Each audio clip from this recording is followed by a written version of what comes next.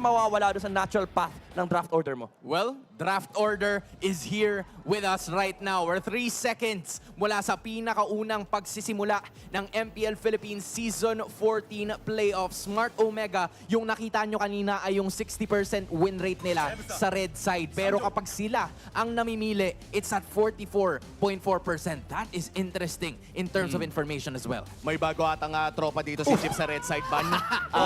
Welcome po sa ban section, Suyu. Mukhang nasagot ang isa sa mga tanong natin kanina, no, na magagamit nga ba ang Yung sagot number dito ay 3 ang hindi ano? pa. Number 3 ang nanaig. Number 3. Ang tanong dito, sino yung magre-retire? Kasi open si Phobius. Kinuha yung Matilda ng Blacklist International. Very interesting. A direct approach coming up from Blacklist International. Pero again, open ng Phobius, open din ng Paramis ng Smart Omega. Pero instead, they're going for a different approach. Again, ito yung sinasabi nila, binibreak nila yung natural draft pattern. Ang maganda rito, yung potential setups ng Smart Omega, you don't even know if the Angela is gonna go to mid or gonna roam. And it also opens up a lot of possibilities, lalong-lalo na yung Angeling. And another thing you have to take note here is the Zushin also being open and the Alpha as well. Parang ibang-iba to sa madalas nating nakikita from Blacklist or technically from both of the teams. Kasi Assassins, a lot of those are currently open right now. You have the Fanny, you have the Nolan, pero nag-Alpha sila as of this moment. Oo, para nakakagulat, no? When we look at the Alpha, may mga naaalala tayong kakaibang pick in the XP lane. But then again, no, hindi pa tayo sure. This might be the jungle or this might be the XP lane. And the Alice Angela finally locked in dito sa MPL. Alam mo, parang ano lang, nung isang araw lang pinag-uusapan natin to. Ang Malakas yan, boy.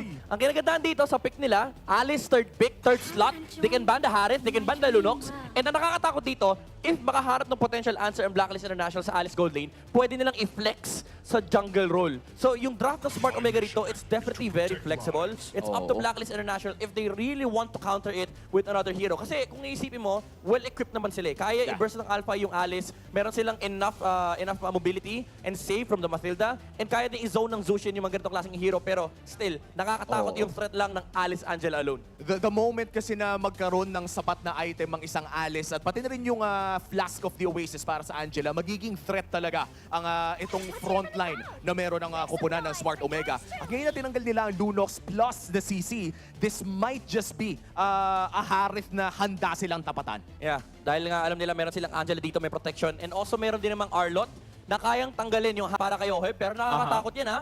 Alpha plus Harith na may Matilda. Medyo, I mean, kung prepared ka, still, parang hindi magandang...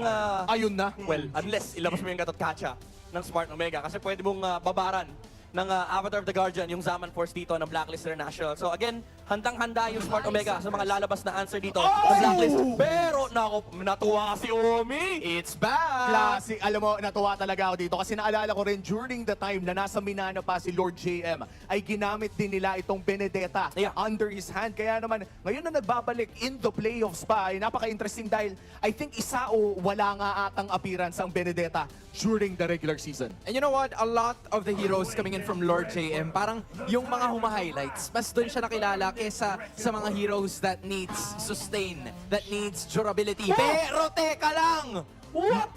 Is this True Stone? Is this True Stone? Is this Totoo True ba to? Stone? Is this True Stone? It's a Mia! Mia! Mamma Mia! Mia na ni Big J. Nakilala ang Smart Omega sa mga Lason picks. Hanzo, Beleric, dagdagan mo pa nga ano pa? Gatot Kacha! At ngayon dagdag mo na, Mia! Mama Grabe.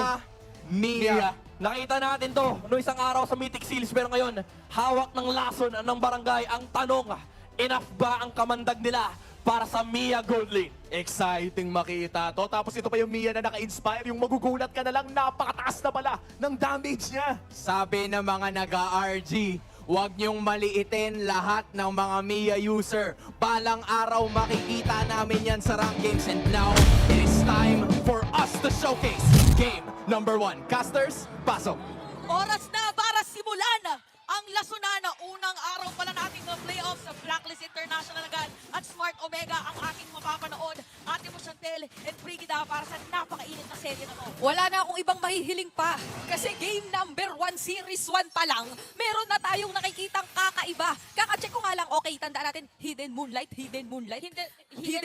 Magiging hidden talaga si Big J mamaya, lalo kung ganun nila gustong laruin ito. Pero syempre sa side ng Blacklist, talagang ramdam mo na rin, dala ng kani-kanilang mga comfort ticks na ipinasok na agresibo kung nilang gustong simulan ang laban na ito. Oo, tsaka parang ano talaga to naglabas agad sila ng mga sabihin na natin ang pwede lang gamitin. At nagkakita agad yung ang mga players. Okay, nag-flicker na dito si Perks, pero MP the King, siya nga pa ang unang mapapabagsak. At mukhang yun na nga ang magiging kaso, kasabay pa ni Perks na may flicker ng nagamit kanina. At maging si Haji ay mukhang mabibigyan dito ng Smart Omega. Oo, tatlo agad na napatay ng Smart Omega kaya lumaki agad ang kanilang kalabangan para dito sa ating laban. So for Blacklist International, medyo nagulat din sila na dumating bigla yung mga players ng Omega. Si Ryota ay parang nagtahe nung time na yon. Oh, ito kasi ay isang binidata nga naman. So, iisipin mo na talagang mataas ang tsansa. Medyo may konting kakunatan pa sa emblems na gusto talaga maging sobrang agresibo lang sa simula. Pero ito naman, yung pinaka-ikinasaya ng Omega. Kasi Alice jungle ito. Nakakuha pa sila ng magandang early. Tapos ultimo hanggang gold lane. Ay, napaka-ma-action natin. Ate mo Oo, Sante. parang hindi natin in-expect din nung una yung Alice pala yung mapupunta sa gold lane. So biglang binaliko dito ng Smart Omega ng Fair Blacklist International naman. Gusto ko yung nangyari kanina ng community. Nasabi sila daw yung bagong lason ngayong season. So pwede yun yung makita natin para dito sa ating laban. And so far medyo kumalma muna. Mainit kasi Oo. lakad pa lang kanina parang kita mo na ready na talagang magbigayan yung mga players natin. Oo, sa totoo lang, pakiramdam ko lahat talaga tayo naabangan natin. Sino ang mas talagang matanyag na lason. Pero bago pa natin yung makita mo, si Lord JM pa ang makakakuha nung turtle. At ngayon may tamang balibag lang otong Chaknu. Siya ba ay mapapapurusahan na nga rin dito at una na nga mawawala. Hindi ko connecta doon yung Spear of Destruction pero si Ryota, si MP Taking yung nahanap niya. At ngayon naman, kinakailangan na yata ang tumakbo nila Perks pero sabi ni Lord JM, hindi! Ayoko pa! Ilalaban natin to Circling Eagle. Ryota is down. Dokir makaka-flicker out naman. Pero nakabawi doon ang Blacklist International. Ito yung mga sinasabi natin na talagang dalawang teams natin is willing na magbigayan para dito sa ating laban. Kasi even for that moment, parang nung nakita ng Blacklist na merong opportunity Oo. na sila din yung lumamang dun sa teamfight, diniretso nila. At gusto ko lang sabihin na napakainit ng mga EXP laners natin. So even na Lord JM ay talagang dumidiretso lang sa mga players dito ng Omega. And kita naman natin in terms of gold, medyo maliit ang kalamangan pero lamang si Jome in terms of gold, laban dito kay Ohem. May sariling gustong pagtatahi yung mga XP laners natin, Pero teka lang, mukhang si Andorio ang tatargetin at hindi yata siya mag-out kasi papasok na rin doon si Chaknu. Kaso nga lang mabibigyan siya ngayon ng Blacklist International at maging si Chaknu ay gusto pa yata nilang banatan pero mag-out na lang din muna. So ngayon napapatanong ako, pag nagsasama-sama, sino bang mas matinik? Kasi speaking of sama-sama, nandito na rin si John gustong sumama kaya mag-Crimson Beacon out na muna si Haji. Oo, ang mga kinagandahan dito by the way is very different yung heroes dito ni Haji and even Okir. Kasi for Okir, more support type. Ang difference nga dito, support type din naman yung kay Haji pero nakakapag-bit-bit kasi siya Oo, ng player ay nagkakitaan na yung dalawang explain natin sa may top lane. And kung papansinin natin para yun sa mga teams natin, parang nakafocus sila sa area na to kung nasaan din si Andorio. So alam mo na parang gusto nila magkasalubungan agad pagdating dito sa ating game. Speaking of salubong, iilang beses nating nakita this game na merong sobrang na-isolate lang mag-isa. Kasi parang hindi ko pa siya ma-recall. Sobrang magkakasama lagi yung rotation dito, especially ng trio mid ng Blacklist International na yun ba yung kanilang nagiging game plan papasok sa series? Kasi ultimo first pick Matilda. Or probably because alam nila na medyo spiking yung hero dito ni Andorio para kailangan pa ng stacks as much as possible pero set up lane na naman para dito sa side na Omega. Final slash sa Diameter of the Guardian. Kaya naman si MP the King ang unang mabibigyan. At wala na yung jungler ngayon ng Blacklist International pero yung laban ay pinagpapatuloy lang. Lord JM, kakayanin niya ba ito? Kasi apat ang nakapaligid sa kanya rito. Pero elect the final blow. At gusto pa yatang lumaban ng kaunti. Pero ang turtle mapapasa kamay ng Smart Omega at si Jome yata rito yung makukuha nilang kapalit. Oo, meron trade. So, meron turtle yung Omega. Pero yung mga Omega players ay dediretso dito sa may bottom lane. Magkakaroon ba ulit tayo ng team fight? Makakarga si Chakno at Haji papapay na slash. Okay, may flicker naman siya, so ligtas pa kahit papano. Pero sure ka na gusto talagang magbawian kasi katatapos lang mag-turtle. Baba agad kung nasan si Jome. Tapos ayaw nila na matapos lang dun sa objective na yun. Okay, sobrang dami nangyayari sa game natin. I-recall natin. Nakuha ng Omega yung turtle. Nabuhay si Lord JM, pero naging play ng Blacklist was Jome at the time. So Yep. parang pinipigilan nila ngayon na mag-spike up yung damage ng Mia. Kasi alam naman natin, kahit hindi masyadong nagagamit yung mga Mia, agad sila nagko-comment ngayon. Finally, nagamit na yung Mia. Ay, wait! Teka lang, hindi talaga gustong palusutin si Lord JM. So, medyo nakikita na natin Ayun naman. pagkatapos sa top, kailangan bababa tayo agad. Kasi non-stop MLBB action talaga. talaga ang binibigay ng magkabila ang kupunan. Oh, hindi po kayo nagkakamali na ang laban natin ngayon ay hindi po naka-fast forward. Talaga pong ganito kabilis ang nangyayari. Yung sinasabi natin na palitan ay nililiteral Oo. ng ating dalawang teams kasi nung nakuha si Lord JM, nakafocus ulit sa may bottom lane. Nakasira na sila ng Torre so far. At Oo. yung sabi natin na maliit na kalamangan ni Jong kanina, lumobo naman ngayon para kay Oheb. Hindi siya parang tipong laro na gustong dahan-dahanin lang ng dalawang teams natin. Eh. Alam mo yung pumasok sila rito na gusto talagang sobrang maging agresibo. Kahit kung ikaw yung Smart Omega, isipin mo, scaling Mia, kung gusto mong hintayin ng kaunti yung Alice. Pero naging rewarding sa kanila yung early punish. Tapos sila rin, tinuloy-tuloy na nila. So parang kailangan mo talagang sobrang ingatan lang yung mga magiging ganito klase ng tansya kasi hindi talaga nanghihinayang ang kupunan ng Smart Omega. Haji is down, kumonekta doon yung Spear of Destruction pero papasok nga ba rito si Oheb dahil 5-5 to. Kaya mukhang mag-iingat na lang muna siya. Oo, parang may intrigue yata dito so, yung flow ng minion wave dun sa may top lane. So parang nakikita natin is yung possibility ng heavy team fight later on with the type of lineup for Omega. Ngayon naman for Blacklist, parang ang pangkuha nila dito ng attention is gonna be Lord JM, which Yep. by the way, yun talaga yung ginagawa niya. Yung mga an eye for an eye ay talagang mapapatingin ka. Makukuha niya talaga yung eye, yung attention. Ay! Pero may ibang nakuhaan doon ng atensyon. Wala ngayon si Ukir at may isa na naman yatang gustong ibalibag. Si Jackto ay mapapatumba ba kasi inabutan ng Lantern Flare. Pero nandun naman yung final slash. Sabayan mo pa ng napakagandang Spear of Alpha. Kaya naman 4 na miyembro ng Smart Omega ang bigla-bigla na lang nawala. Oh, gamit na gamit yung passive ng Alpha dito by the way kasi yung sabihin natin yung heroes dito heavy team fight nga for Omega magkakadikit sila. So yung lumulundag na parang ano ba yun? Para sa Alpha ay gamit na gamit. Ay, bottom lane! Naku po! Si Joe my na naabutan pa ng SOT.